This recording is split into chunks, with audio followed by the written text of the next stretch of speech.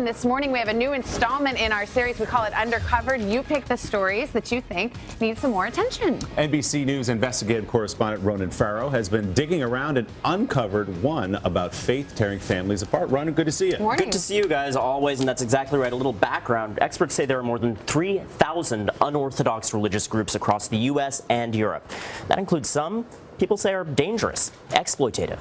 So what happens when a family thinks their daughter has been drawn into a dangerous cult? But she says her parents just aren't accepting her beliefs. Sugar DeCure suggested this undercovered story, and it's a topic we found isn't as simple as you might think. There's two Beckys. The cult Becky belongs to the group, and we can't get her away. Voicemail box up. It's Rebecca's 33rd birthday. Those are her parents. They're calling, but they know they're not going to hear back.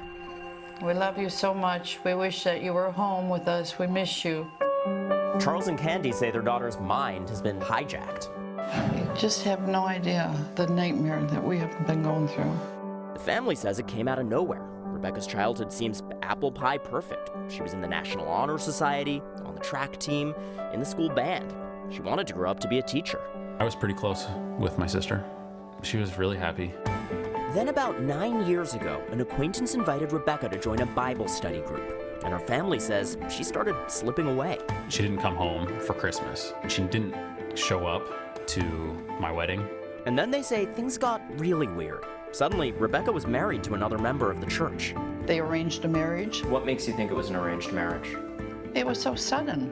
And the fellow was from Korea. He spoke very little English. I'm Rebecca, and we're glad that each and every one of you have joined us today. It turns out the group is called the World Mission Society Church of God. 어머니, 어머니요, 어머니요.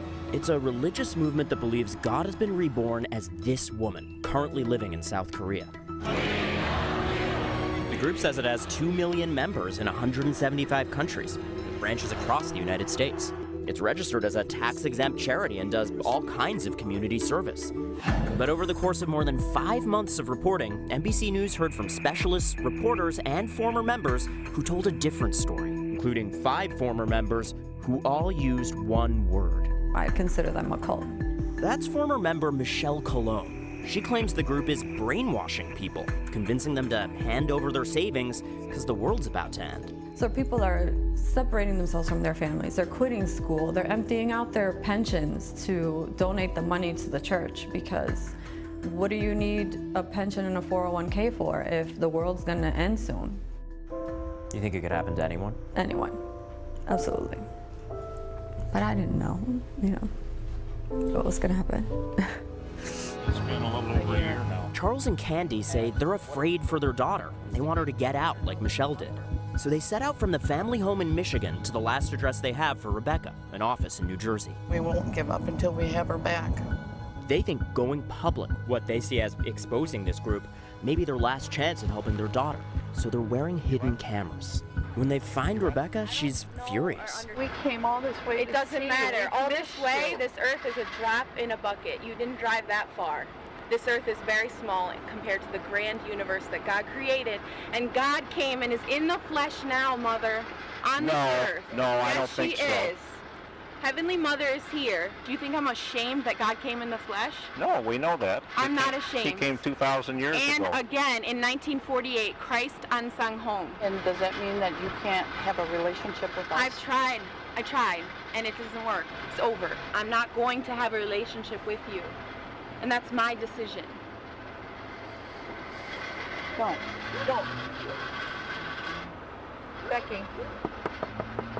Open it. That's it. Just open it for a second. I am not going to hug you and kiss you.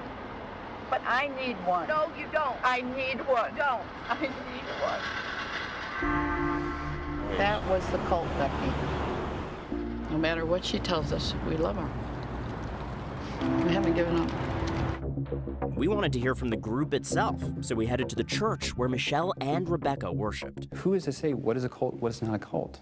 Nobody can determine that.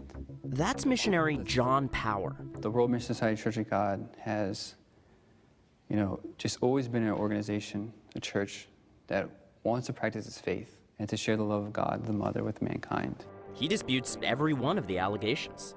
We don't brainwash anyone. We don't teach a date about the end of the world. And he says no one's forced to give to the church. If anybody emptied out their saving account to do that, it wasn't because the church asked them to do that. That is something they felt they want to do. The church tells us they've brought a member to talk to us as well. It's only just before we sit down that they reveal it's Rebecca. I grew up as a normal kid. I had very loving parents, and they raised me up well. She says her parents just aren't respecting her choice of faith. It feels very much like an ultimatum. Choose your faith in God the Mother, or choose us as your parents.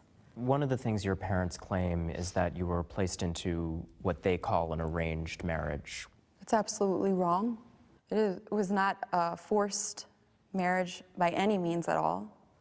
Rebecca says her family's actions are forcing her into speaking out publicly, and she has a direct response. I am not in a cult, and I am not brainwashed.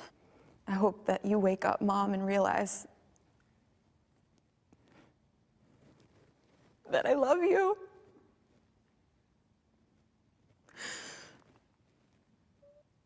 And I wish you would stop listening to other people and start listening to me and believe what I say and trust me. There's Becky and Bob. But her parents are convinced they're doing the right thing trying to bring her home. When she finally does wake up, I hope she doesn't say to us, why didn't you try more? Or try harder. Try harder to get me out, because I really wanted to get out, but I just couldn't.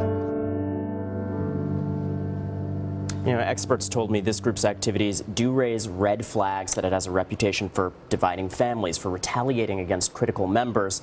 The group actually sued that former member I spoke to, Michelle. She countersued. All the actions were ultimately dismissed.